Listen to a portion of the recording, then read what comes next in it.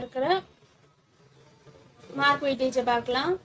First என்ன அப்படின்னு பார்த்தோம்னா ஜென்ரல் ஃபிசியாலஜி. அதில் வந்து செல்ஸு, அப்புறம் வந்து அதில் உள்ள இருக்கிற அந்த ஆர்கனல்ஸு, அப்புறம் வந்து நெகட்டிவ் அண்ட் பாசிட்டிவ் ஃபீட்பேக் இருக்குது, அப்புறம் வந்து ஆசிட் பேலன்ஸ் இருக்குது. ஸோ இதெல்லாம் எல்லாத்தையுமே ஓவராலாக எவ்வளோ மார்க் வருது அப்படின்னா 5 மார்க்ஸ் ஸ்கோரேஜுக்கு வருது.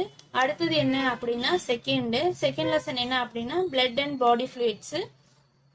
இதில் ஃபஸ்ட்டு வந்து என்ன அப்படின்னா பாடி ஃப்ளூயிட்ஸில் இருக்குது, அதுக்கப்புறம் பிளாஸ்மா ப்ரோட்டீனு, அதுக்கப்புறம் எரித்ரோசைட்ஸு, லுக்கோசைட்ஸு, த்ரோம்போசைட்ஸு, அதுக்கப்புறம் பிளட் குரூப்பிங் இருக்குது, அப்புறம் வந்து அப்ளைடு ஃபிசியாலஜி.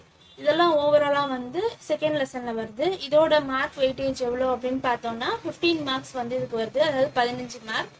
அதுக்கு அடுத்தது வந்து மூணாவது மசில் ஃபிசியாலஜி. ஸோ மசில் ஃபிசியாலஜியில் பார்த்தோம் அப்படின்னா ஓவராலாக மசிலோட ஸ்ட்ரக்சர் எப்படி இருக்குது, அதோட கிளாசிஃபிகேஷனு, அதுக்கப்புறம் வந்து அதில் கான்ட்ராக்ஷனு, அதுக்கப்புறம் உள்ளே இருக்கிற அதில் நர்வ் இன்ஜெக்ஷன், அப்புறம் வந்து அப்ளைடு ஃபிசியாலஜி.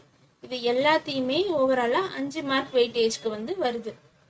நம்ம அடுத்தது பார்க்க போகிறது என்னன்னா 4th lesson renal physiology and excretion.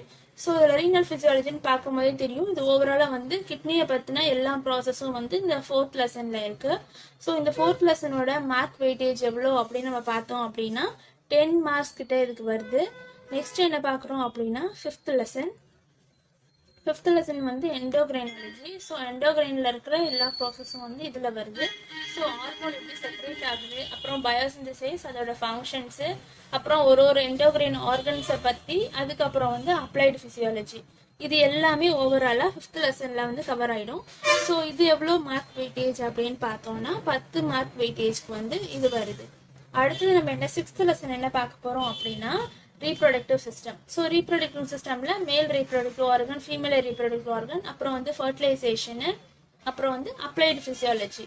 இது எல்லாம் ஓவராலாக வந்து 6th லெசனில் கவர் ஆகிடும். இதோட மார்க் வெயிட்டேஜ் வந்து அதுவும் 10 மார்க்ஸ் கிட்ட தான் வருது. நம்ம அடுத்தது பார்க்க போகிறது வந்து 7th லெசன் என்ன அப்படின்னா டைஜஸ்டிவ் சிஸ்டம். அதில் டைஜஸ்டிவ் சிஸ்டமில் வந்து உள்ள மாஸ்டிகேஷன் எப்படி ஆகுது, அப்புறம் வந்து சலவரி கிளான்ஸை பற்றி, அதோட காம்போசிஷனை பற்றி, அதுக்கப்புறம் வந்து ஸ்மால் இன்டெஸ்டைனை பற்றி இருக்குது, அப்புறம் வந்து உள்ளே இருக்க கேல் பிளாடரு, அதுக்கப்புறம் ஜிஐடி, அப்புறம் வந்து அப்சார்ப்ஷன் ஆஃப் கார்போஹைட்ரேட்ஸு, ப்ரோட்டீனு, லிப்பிட்டு, இதெல்லாம் ஆல்ரெடி நம்ம பயோகெமிஸ்ட்ரியில் பார்த்துருப்போம் இல்லையா. ஸோ அதே ப்ராசஸ் தான் இதுலேயும் வருது. ஸோ அந்த கொஸ்டின் ப்ளஸ் வந்து அப்ளைடு அனாட்டமி. இது ஓவராலாக எல்லாம் எவ்வளோ ஸ்கோரேஜ்க்கு வருது அப்படின்னா இதுவும் வந்து 10 மார்க் ஸ்கோரேஜ் கிட்ட தான் வருது. நம்ம அடுத்தது பார்க்க போகிறது வந்து 8th லெசன் என்ன அப்படின்னு சொன்னோன்னா கார்டியோவாஸ்குலர் சிஸ்டம்.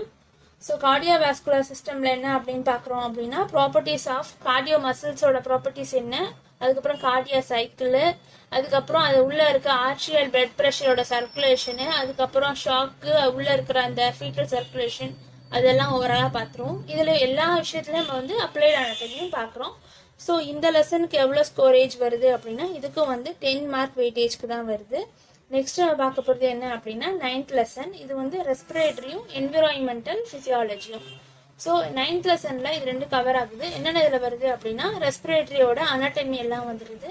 நெக்ஸ்ட்டு வந்து ரெஸ்பிரேட்டரியோட மெக்கானிசம் எப்படி இருக்குது, வெர்டிலைசேஷன் எப்படி இருக்குது, அதுக்கப்புறம் வந்து ரெஸ்பிரேட்டரி கேஸ் எப்படி டிரான்ஸ்ஃபார்ம் ஆகுது, அதுக்கப்புறம் CO2 வந்து பிளட்லையும் டிஷ்யூலையும் எப்படி டிரான்ஸ்போர்ட் ஆகுது அப்படிங்கிற பற்றி எல்லாமே அதில் ஓவராலாக வந்துடும். நெக்ஸ்ட் வந்து டீப் சீல நம்மளோட ஃபிசியாலஜி, நம்ம பிரீத் ஃபிசியாலஜி எப்படி இருக்குது அப்படின்னு போட்டிருக்காங்க. நெக்ஸ்ட் லாஸ்ட்டில் என்ன அப்படின்னா அப்ளைடு ஃபிசியாலஜியும் அதில் இருக்குது. ஸோ ஓவராலாக 9th லெசனும் எவ்வளோ வெயிட்டேஜில் இருக்குது அப்படின்னா 10 மார்க் வெயிட்டேஜ்க்கு வந்து வருது. லாஸ்ட் 10th என்ன அப்படின்னு பார்த்தோம்னா நர்வஸ் சிஸ்டம். ஓவரால் இருக்கிற எல்லா நர்வஸ் சிஸ்டமே இதில் கவர் ஆகிடுது. ஸோ அடுத்து என்ன பார்த்தோம் அப்படின்னா இதில் வந்து நர்வஸ் சிஸ்டமோட ஃபுல் கவரேஜுமே எவ்வளோ மார்க்ஸ் கிட்ட ஸ்கோர் பண்ணுறாங்க அப்படின்னா 10 மார்க் வெயிட்டேஜ்க்கு வந்து போட்டிருக்காங்க. அடுத்தது என்ன அப்படின்னு பார்த்தோம் 11th லெசன் என்ன அப்படின்னா ஸ்பெஷல் சென்ஸு. ஸோ ஐ வந்துடுது, அதுக்கப்புறம் வந்து இயர்ஸ் வந்துடுது, அப்புறம் வந்து சென்ஸ் ஆஃப் டேஸ்ட்டு, அதுக்கப்புறம் சென்ஸ் ஆஃப் ஸ்மெல் வந்துடுது. ஸோ ஓவராலாக இது வந்துட்டு அப்புறம் அப்ளைடு அனாட்டமி வந்துடுது. ஸோ இது எல்லாத்தையுமே ஓவராலாக 5 மார்க்ஸ் கிட்ட கேட்டிருக்காங்க. இப்போ நான் சொன்ன ஒரு டாபிக்ஸ் ஓவராலாக இதில் எத்தனை டாபிக்ஸ் இருக்குது அப்படின்னா 11 டாபிக்ஸ் வந்து ஃபிசியாலஜி 2ல் இருக்குது. நம்ம ஃபிசியாலஜி 1ல் பார்த்த மாதிரி ஃபிசியாலஜி 2லேயுமே கரெக்டாக ஃபர்ஸ்ட் லெசனுக்கு, அப்புறம் தேர்ட் லெசனுக்கு, அப்புறம் வந்து 11th லெசனுக்கு, இந்த 3 லெசனுக்குமே 5 மார்க் வெயிட்டேஜில் வந்திருக்கு.